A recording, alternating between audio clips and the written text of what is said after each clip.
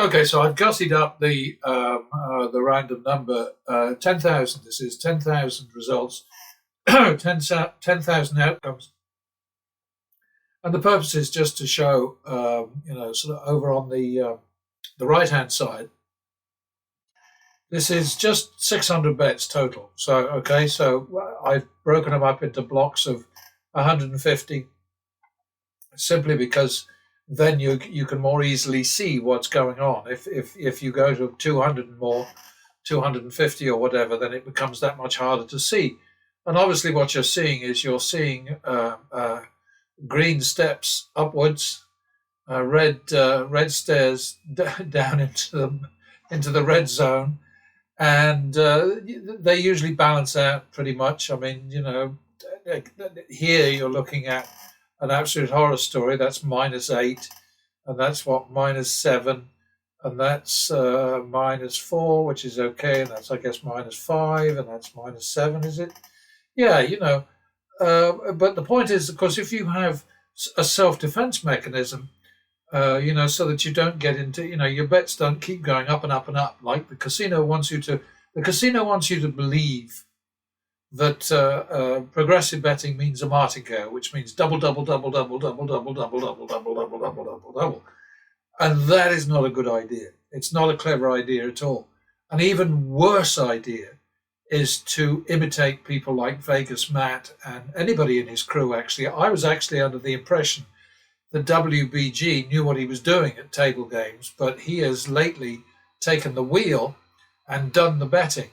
And from the way he behaves, and from what I get from him, the sort of the vibe of an intelligent guy with considerable gambling experience, I am left more than ever with the strong belief, the strong conclusion that these guys lose on purpose, because the alternative would be to use their intelligence and their experience to kick shit out of the house.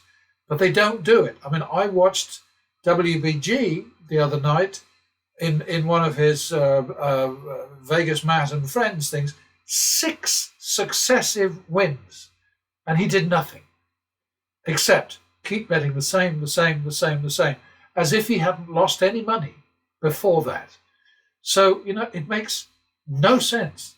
But then you've got this mysterious situation where I've been tracking them for about, I don't know, on the latest tracker, it's about 500 rounds all told.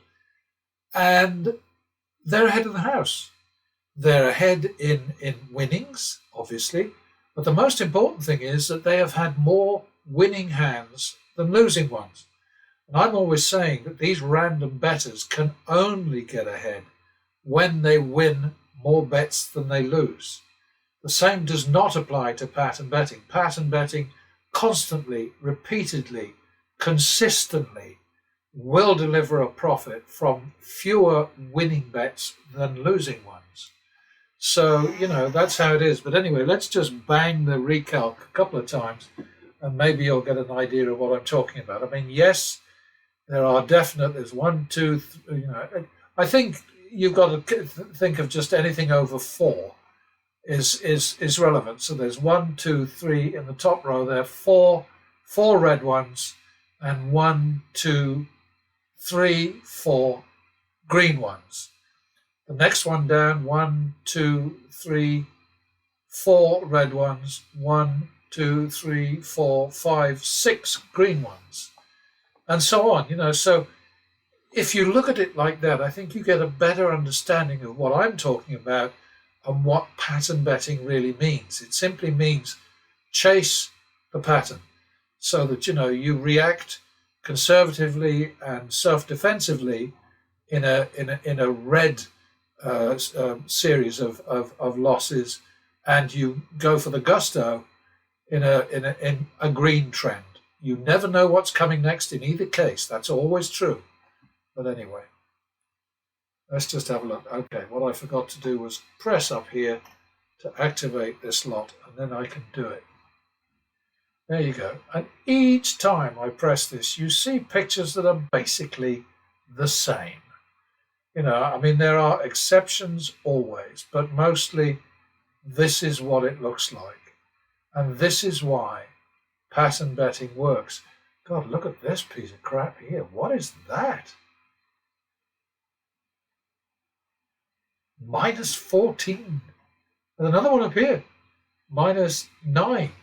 You know, I mean, if you're doubling and redoubling and redoubling and redoubling and redoubling, that kind of thing will kill you. But of course, remember that when the casinos say to you, yeah, of course, the thing with stupid, suicidal, daft, crazy, don't do it, it's ridiculous, progressive betting, what they'll tell you is, then you'll reach the table limit and you can't go any higher. Well, of course you can, because you just go to another table. But they don't tell you that, right? You know, I mean, they are so bloody deceitful, basically. And, you know, my respect for Vegas Matt and his ilk is greatly diminished by the fact that they're promoting things like, you know, the Snatch 22, as I call it, the Dealer 22 is a push. I mean, what garbage that is.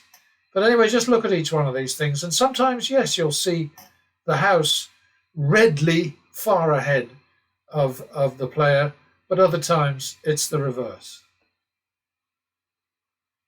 You know, I mean, this is the game. This is how it works. So as long as you bet sensibly, with the numbers in mind, knowing that every time you place a bet, you've got a slightly greater chance of losing than winning, then you can prevail. I mean, we've been doing it now for bloody months with these demos. And, you know, and now I'm cleaning up the old shoes, you know, where I allowed myself to go off-piste, so to speak, you know, sort of stopping the hopping and stopping the dropping and so on. And, you know, I regretted that at the time. But, you know, I just thought, hey, be good to go back to those shoes and just see if doing the sort of jumping from baccarat to blackjack and blackjack to baccarat solves the problem. And so far, we're killing it. You know, it's just great. But there you are. That's what it looks like.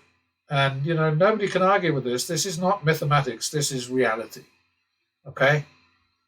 So please try to keep this in mind. Keep a picture of this in your head when you're sort of thinking to yourself, okay, I'm taking it here. I'm really getting it in the whatever.